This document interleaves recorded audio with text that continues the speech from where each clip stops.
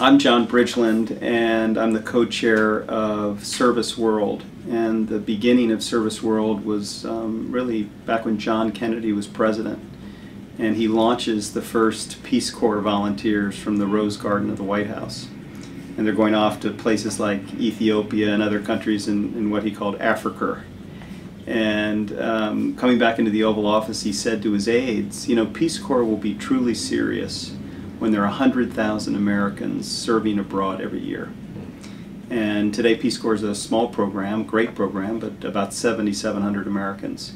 So we undertook, with this coalition of 300 organizations, my co-chair is Harris Wofford, who's also on the board of Malaria No More, to fulfill John Kennedy's dream and create a plan that would deploy 100,000 Americans every year abroad. And think of the impact that 100,000 people who are informed about other nations, cultures, beliefs, traditions, challenges like malaria would have on a more informed United States foreign policy. Peace Corps, when Sarge Shriver completed his little run of creating the Peace Corps and running it, got up to about 15,000 members. And then the Vietnam War came, and funding for all sorts of programs, including the Peace Corps, were diminished.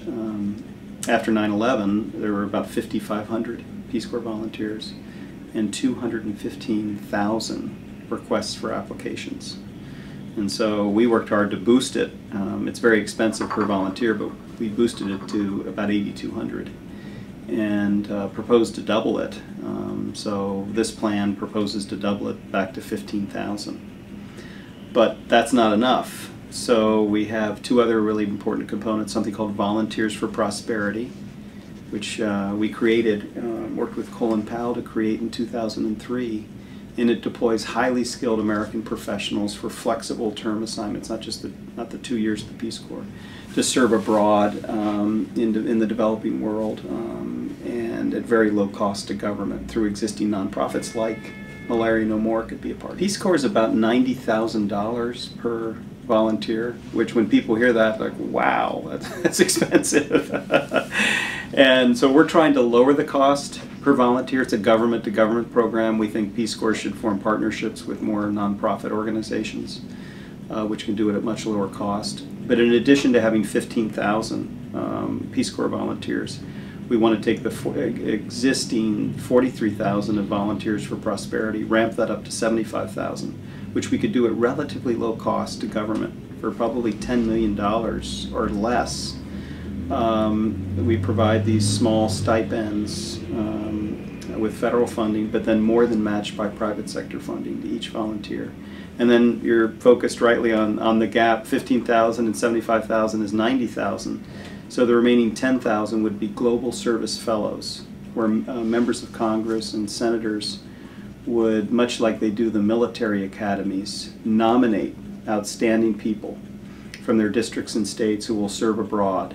And we think that's going to form a bond between the policymakers and the practitioners in a way that they're going to want to support this Service World effort over time. You know, we live in an increasingly dangerous world, and people are writing about the potential clash of civilizations. We've just seen it unfold here in the United States with the debate over a mosque at Ground Zero and the reverberations that's having in the Muslim world and here in the United States in terms of Christians and Muslims in particular warring over very similar ideologies. They both come from a common Abrahamic tradition. And that's why the work that Malaria No More and the Center for Interfaith Action and other institutions are doing is so important. And the President highlighted in his Cairo speech the fact that because of the efforts of these interfaith partnerships, Muslims and Christians are working side by side to conquer malaria in Africa, in Nigeria. And we want to take those models, build them out in a way that will make sure we don't have a clash of civilizations, but this is a new opportunity to have people understand one another across nationality, borders, cultures, religious belief. We think it's fundamental to peace and prosperity. We organized it about a year ago, so it's taken more than a year to develop our plan, and now we're in the stage where we're building out coalition support. We have more than 300 organizations. We want to have more than 1 million students. Interestingly, the model is John Kennedy started the Peace Corps in part because he received from a petition from thousands of students around the country who said that they would answer his call. And he had gone 50 years ago tomorrow, went to the University of Michigan, and at 2 o'clock in the morning after his presidential debate with Richard Nixon, where he clobbered him on TV and lost to him on the radio. It was kind of a remarkable historic moment. He speaks to 10,000 students at the University of Michigan and says, how many of you would be willing to go to Ghana and Africa and spend part of your lives in serving your country? And thousands of students signed a scroll. And so you can go to www.ourserviceworld.org, sign your name, get all your friends to sign their names, and join this effort to petition their government and their leadership to pass the Sergeant Shriver International Service Act, which we're naming in honor of the first leader. We actually are building grassroots support right now. There's a bill pending in the Congress to create Global Service Fellows. The Edward M. Kennedy Serve America Act, we were able to get Volunteers for Prosperity made permanent in that legislation. And of course the Peace Corps is already part of law. But what we want to do is take this running momentum that we have and provide an expansion and more efficient deployment of skilled volunteers abroad to meet needs like malaria that we know with the participation of volunteers, faith-based leaders, NGO leaders, business leaders who bring a rigor in terms of measurement and accountability, that we can make a significant difference. Freedom Corps was designed to, we had these two traditions in the United States, one supported by Republicans, which was points of light, traditional volunteering, let's hold up the value of and recognize individuals who are serving mostly outside of government to meet needs.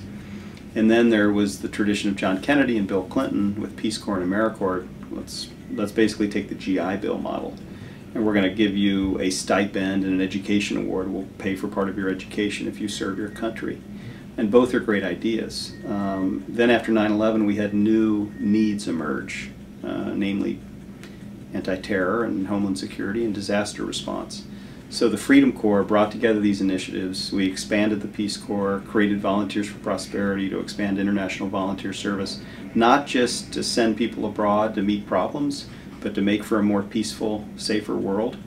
Second, we expanded AmeriCorps from 50,000 to 75,000, which put it on a launch pad to now 250,000 people serving every year. And we created the Citizen Corps for Homeland Security, which is now the largest service program in the United States, with more than 1 million Americans who serve through a Medical Reserve Corps, community emergency response teams, and are actually the backbone of response for Hurricane Katrina and Rita and Haiti and other disasters around the country. There's a huge grassroots movement afoot that's connected to disaster preparedness and response, which is good because even if we don't have any more terror in the United States, which I think we unfortunately will, right. We certainly are going to have earthquakes and floods and tornadoes and fires and metro problems. Great news is the president said to me, Bridge, how are we going to know that volunteering is really going to take off? I said, Mr. President, for the first time in our history, we're going to have the Census Bureau measure the number of volunteers, where they volunteer, why they volunteer, for those who don't, why they don't. And we're going to have our baseline is going to be September 2001. And it was risky because we knew right the year after 9/11 there was going to be this huge spike. We expected. But then we thought there'd be this potential falling off. So he told me that the purpose of the Freedom Corps was to create a culture of service and citizenship where the trend would be like this. And the exciting news for the country is that not just the year after 9/11, but through the end of 2005, volunteering not only grew, but grew dramatically from 59 million Americans to 65 million Americans, which the census data collectors will tell you is a hugely significant. First, I'd say you find a passion, find an issue you care about where you can literally transform a person's life or a community or even our world. One example is malaria. Literally by buying a $10 bed net, you can save at least 2 lives from a disease that kills people, mostly women and children. That's a pretty good return on investment. But there's so many things you can do. And one way that you can participate is to go to www.ourserviceworld.org, www.ourserviceworld.org, and you can sign our declaration, which is really a petition that says that you support the Service World Plan to expand the opportunities for Americans like you to have service opportunities in the developing world to meet urgent problems like HIV/AIDS, malaria, water for the poor, education, particularly of women and children, and a whole host of issues.